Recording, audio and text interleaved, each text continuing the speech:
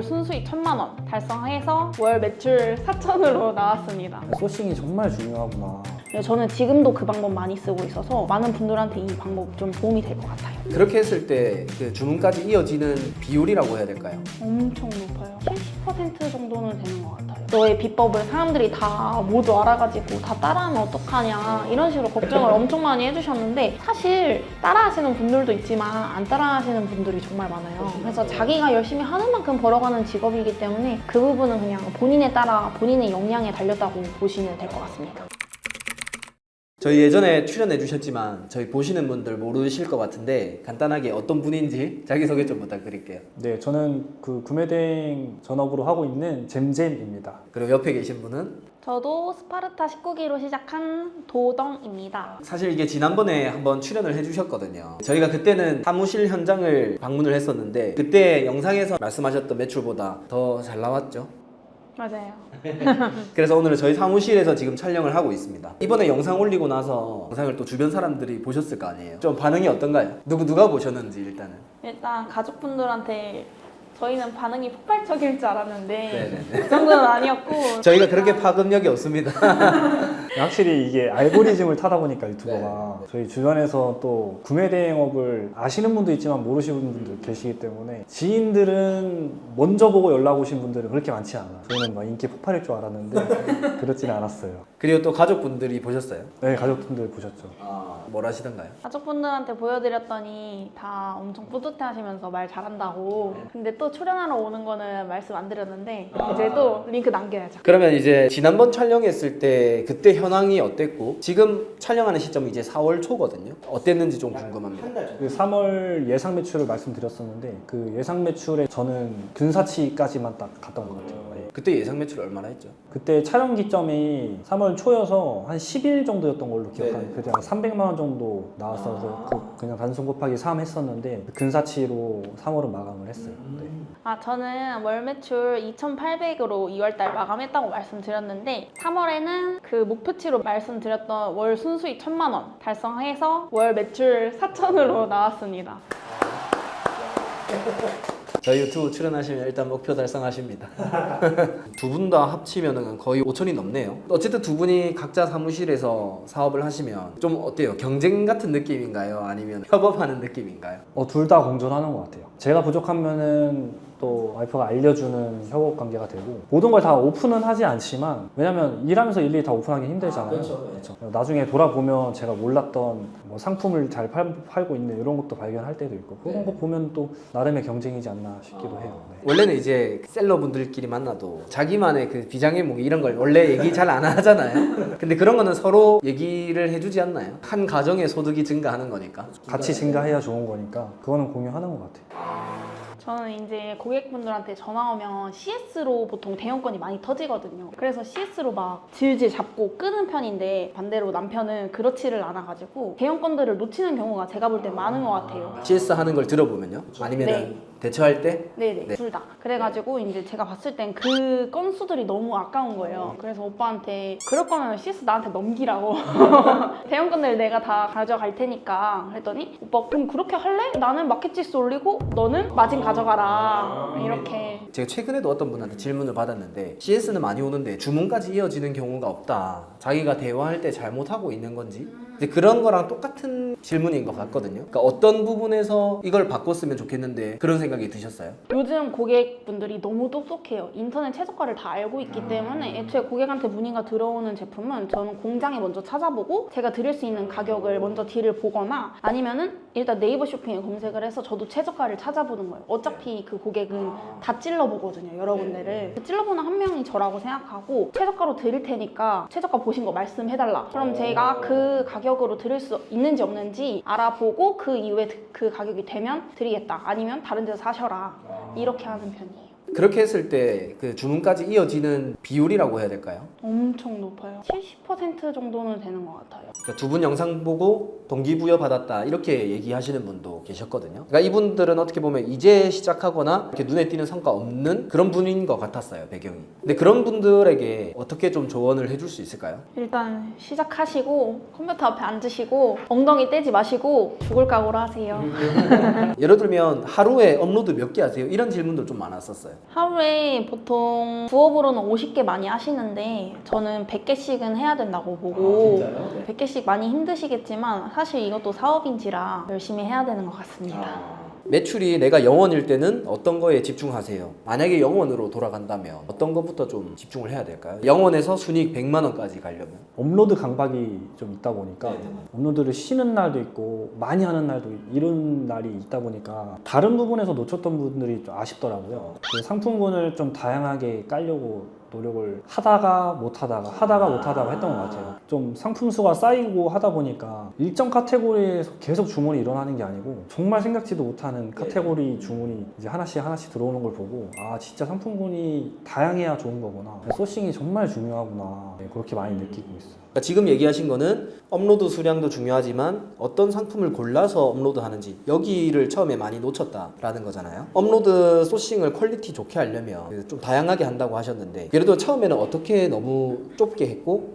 다양하게 하는 경우는 어떻게 하는 거고 그 예시를 좀 설명해 주실 수 있나요?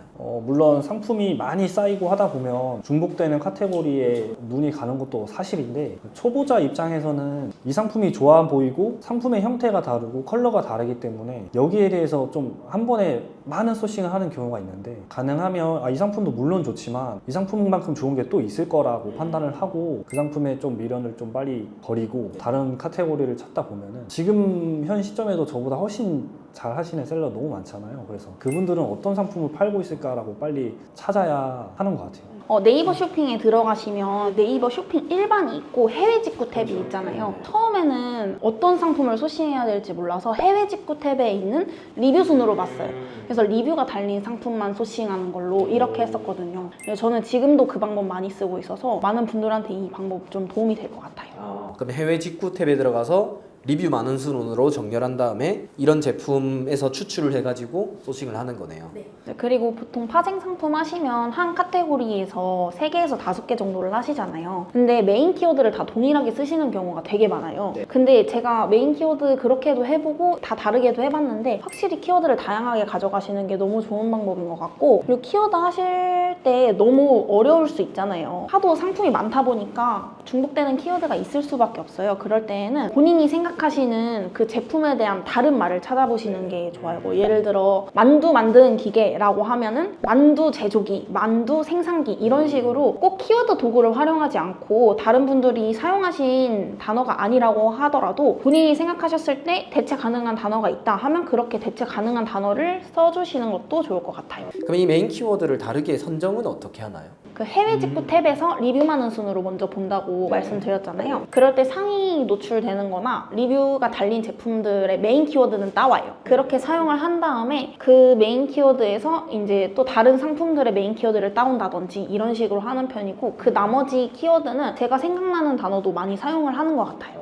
그러면 처음 시작하시는 분들이 현실적으로 0원에서 이제 순수익 100만 원까지 간다고 했을 때 지금 시작하면 어느 정도 걸릴까요? 부업으로 보면 저는 3개월까지는 없다고 보는 게 맞는 것 같아요. 네, 길게는 한 6개월까지 보는 것 같아요. 사람마다 매출이 나오는 속도는 조금씩 차이가 있는 것 같아요. 운도 따라주는 거고 그렇다 보니까 그냥 3개월에서 6개월 정도 생각하시고 어차피 본업으로 전업으로 하시는 분들 잘 없으시잖아요. 처음부터. 그러니까 부업으로는 어쨌든 나를 기반으로 할 수 있는 월급이 따로 있는 거기 때문에 너무 걱정하지 마시고 사업을 시작하는 만큼 3개월에서 6개월 정도는 투자하셔도 좋다고 봅니다. 예를 들면 초보자를 하면 한두 달 정도 되신 분 그분들이 지금 이제 얘기해 주신 거는 뭘 하면 좋다 어떤 걸 주의 깊게 해라 라고 얘기를 해주셨는데 그 반대로 이 부분은 절대 하면 안 된다 그런 내용들이 어떤 게 있을까요? 스파르타 강의를 보고 시작하시거나 새벽인간 유튜브를 통해서 시작하시는 분들이 많을 거라고 생각하는데 시키는 대로만 하세요. 진짜 너무 많은 정보를 한 번에 받아들이시면 이제 거기에서 계속 헷갈릴 수가 있어요. 예전에 저도 대량을 했었는데 그분은 구매 대행 끝났다 접어라 라고 하셨는데 사실 저는 지금도 잘하고 있고 저번에 월 매출 2,800으로 나와서 지금 한 달 만에 4,100 찍고 나왔단 말이에요. 초보자 입장에서는 정말 시키는 대로만 하는 게 제일 중요한 것 같아요. 그러면 초보자들이 많이 하는 실수가 뭔가요? 해외 구매 대행이 뭐 방법이 또 여러 가지가 있듯이 구매 대행 안에서도 뭐 시선을 돌리고 또 여기서 강의에서 알려준 대로 해야 하는데 그렇지 않은 경우들. 사람은 한 가지 집중하는 것도 잘하는 사람이 있고 못하는 사람이 있고 성과가 다른데 좀 개인적으로 한 가지 집중하기에도 좀 바쁘고 배워야 할 양도 좀 많다고 생각을 해서 지금 배운 거를 어떻게 하면 더 잘할지를 고민을 해야지 요거 조금 해서 안 된다고 다른 방법을 찾기에는 집중과 선택이 좀 중요한 것 같아요.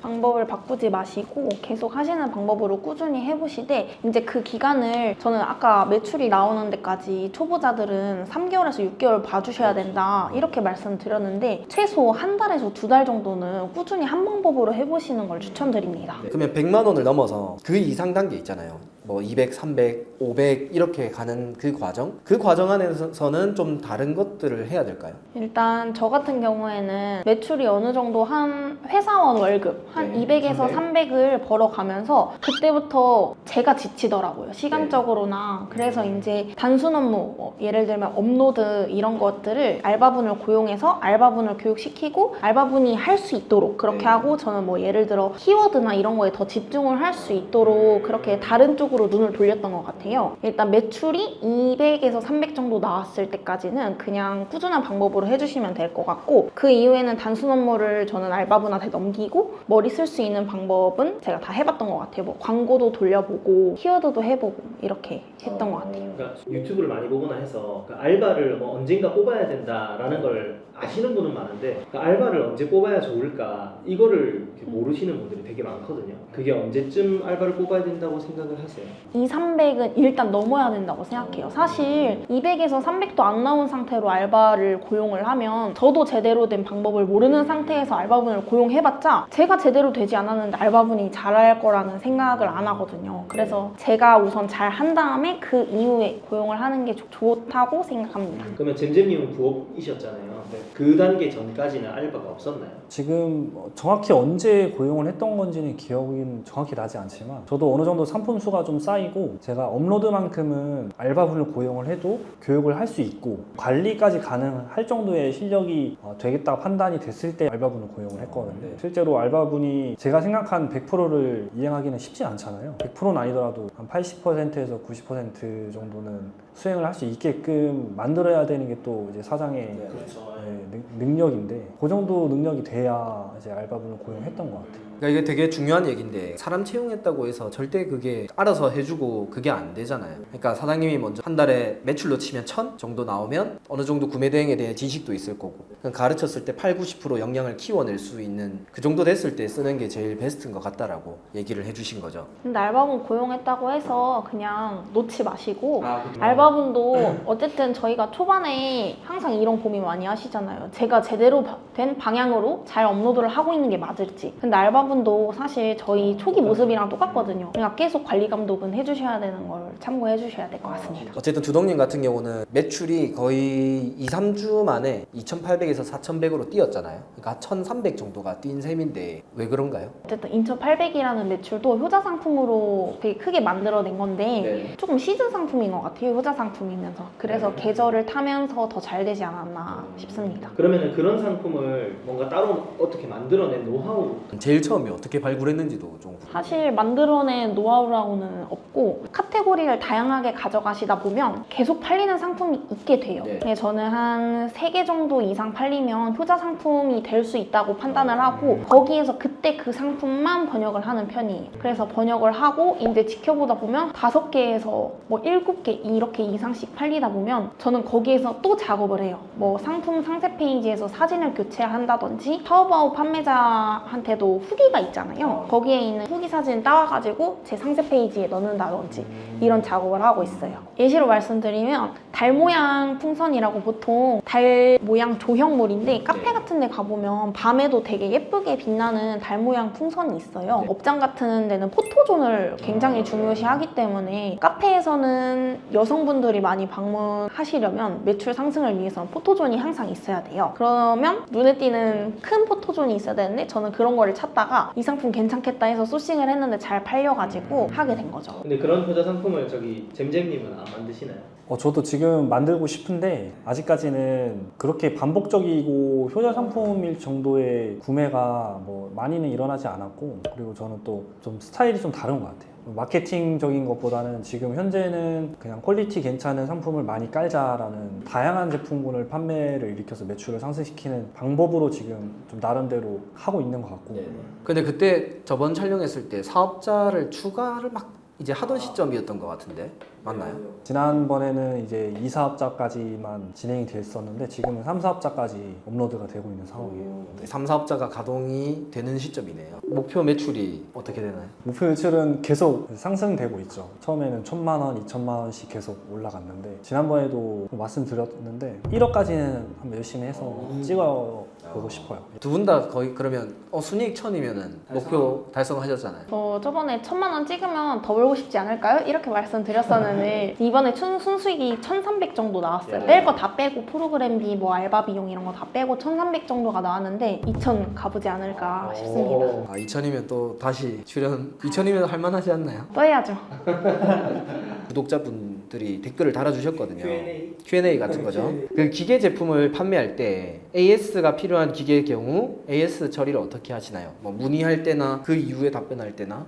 저는 AS 같은 경우는 애초에 처음 받아보시자마자 고장이 났다. 그럼 당연히 반품을 해드리거나 교환을 해드리거나 이게 맞지만 사용을 하시다가 AS가 필요한 경우가 있잖아요. 그럴 경우에는 공장이랑 얘기를 해보겠다 말씀드리고 잠시만 기다려달라 이렇게 한 다음에 공장에 필요한 부품이 공급이 가능한지 물어봅니다. 그렇게 해결이 가능한 경우에는 그렇게 해결을 해드리고 안 되는 경우에는 어쩔 수 없지만 사설업체 이용하셔야 된다 이렇게 말씀드리고 있어요. 그러니까 사실 구매 대행업자들이 말 그대로 구매를 대행해 주는 거기 때문에 그 AS에 대한 의무는 없잖아요. 그냥 개인 직구를 그냥 대신해 주는 거거든요. 그렇다고 또 매몰차게 하면 안 되니까 차라리 사설 업체 구하는 법이나 그 정도만 얘기해 주셔도 저는 괜찮은 것 같아요. 그 다음에 또 이거는 개인적인 건데 뭐 노트북 맥북을 쓰시던데 이유가 있으실까요? 원래 처음에는 저희도 그냥 윈도우 데스크탑으로 업무를 봤었는데 사양이 좀 된 삼성 노트북도 있었고 LG 노트북도 있었고 다 한 번씩은 이렇게 거치다가 결국엔 맥북으로 간 것 같은데 그 이유는 장소에 구애받지 않게 일하는 게 또 이 직업의 특성이잖아요. 장점이고. 그러다 보면은 좀 더 고사양의 제품을 한번 사용을 해서 오랫동안 쓰고 싶고 또 사용 후기도 좋고 디자인도 이쁘고 근데 사실 성능이 가장 좋았던 것 같아요. 성능이 저는 개인적으로 뭐 삼성 노트북, LG 노트북, 뭐 데스크탑 했을 때 가장 좋은 것 같아요. 이거 단축키 같은 경우에도 너무 잘 돼 있고 그래서 왔다 갔다 화면으로 트랙패드로 되는 거 있잖아요. 그게 너무 편해요. 네. 구동이 안 되는 프로그램들이 많잖아요. 주문 처리 프로그램 같은 네. 것들. 그런 것들은 안 불편하시나요? 그런 프로그램들 같은 경우에는 다 대체가 가능하게 나와 있어서 물론 처음에 배우시는 거에서 바꾸실 때 불편함이 있을 수 있지만 한번 해보시면 쭉 사용하실 거기 때문에 큰 불편은 없어요. 초심으로 돌아갔을 때 현재 변화하는 트렌드에 어떻게 적응해 나갈 것인가? 챗 GPT 활용하는 거. 아니 친구가 조언을 해줬는데 안 써보니까 손이 안 가더라고요. 한 번도 안 해봤으니까. 해보셨나요 혹시? 일단은 저희도 그런 걸 써보면 옵션 가공할 때는 꽤나 많은 도움이 돼요. 중국 상품을 소싱해서 번역이 자동으로 돌아가니까 규칙이 엉망이잖아요. 그런 것들을 이제 전체 드래그해서 갖다 붙이면 규칙을 확 정리해서 주긴 해요. 그런 장점이 있는 대신 제대로 필터하지 않으면 그 필요한 단어도 잘려버리는 경우가 있긴 해요. 그런 거 말고는 단순 정리는 진짜 잘 되는 것 같아요. 다시 열심히 해야겠다라는 그런 초심을 유지하기 위해서 두 분이 하시는 방법 뭐 그런 게 있나요? 부업으로 시작하는 분들이 굉장히 많으실 거예요. 그럴 때는 이제 본업이 힘들면 퇴근하고 가서 눕고 싶고 그냥 밥 먹고 자고 싶고 그런데 그러지 마시고 그냥 항상 스케줄을 짜두는 거예요. 뭐 예를 들어 6시 퇴근이다. 그럼 난 집에 도착하면 7시다. 그럼 7시부터 8시까지는 저녁 시간. 8시부터 뭐 9시까지는 소싱하고 9시부터 10시까지는 뭐 키워드 작업하고 그 이후에는 업로드하고 뭐 11시 취침, 12시 취침 이런 식으로 스케줄을 딱 짜놓고 그거를 나는 무조건 지킨다. 이렇게 생각하면 좋을 것 같아요. 초심을 계속 이어가는 게 현실적으로는 힘드니까 네. 그거를 아예 그냥 스케줄화 해가지고 네, 맞아요. 근데 그게 집에서 하면 잘 안 되실 거예요. 그래가지고 부업으로 하시는 분들은 일단 퇴근을 하시고 뭐 밥만 집에서 먹고 바로 카페에 가시나든지 스터디 카페에 가신다든지 이런 식으로 하시면 좋을 것 같아요. 그러면 잼잼님은 어떻게 하셨나요? 저도 뭐 크게 다르지는 않는데 저는 좀 반복적이고 규칙적인 루틴이 있는 일상을 좋아하는 편이라서 근데 그렇지 않은 사람도 분명히 있잖아요. 그런 사람들은 아예 그런 환경에 딱 그 사람이 들어가 있어야지 그렇게 외부에 그 많은 유혹들이 있는 환경에 있으면은 금방 흐트러지는 것 같아요. 업무를 할 수 있고 부업을 할 수 있는 환경에 자기가 들어가 있어야 돼요. 자, 그러면 마지막으로 지금 영상을 보고 있는 구독자분들이 있나? 그분들에게 할 말씀. 저는 사실 지인분들한테 구매대행이라는 직업을 엄청 추천하고 있거든요. 사실 제가 경험해보고 다 말을 해주기 때문에 이거 해봐라. 처음에는 3개월에서 6개월 동안 매출이 정말 안 나올 수도 있지만 그치만 너가 꾸준히 한다면 정말 안 되는 사업은 아니라고 항상 설명을 하고 있어요. 그만큼 너가 부업으로 생각하든 본업으로 전업으로 할 거든 그냥 추가적으로 수입 벌어가면 다 좋지 않나요? 그래서 저는 완전 추천하고 있어요. 그러면 이거 댓글에 좋은 거 혼자 하지 왜? 약간 이런 거 항상 달리거든요. 좋은 거는 혼자 할 수도 있는데 이거 온라인 사업 시장이 엄청 워낙 크잖아요. 그렇죠. 그래서 좋은 거면 또 혼자 하는 게 아니라 좋은 거면 또 얘기해주고 싶지 않나 이렇게 생각하는 거잖아. 그리고 저희 부모님은 제가 유튜브 출연한다고 말씀드렸더니 너의 비법을 사람들이 다 모두 알아가지고 다 따라하면 어떡하냐 이런 식으로 걱정을 엄청 많이 해주셨는데 사실 따라하시는 분들도 있지만 안 따라하시는 분들이 정말 많아요. 그래서 자기가 열심히 하는 만큼 벌어가는 직업이기 때문에 그 부분은 그냥 본인에 따라 본인의 역량에 달렸다고 보시면 될 것 같습니다. 어쨌든 오늘 여기까지 하고 이제 목표 또 달성하시면 출연해 주셔서 기버의 마음으로 또 얘기를 해주시면 좋을 것 같습니다. 오늘 고생 많으셨습니다. 감사합니다.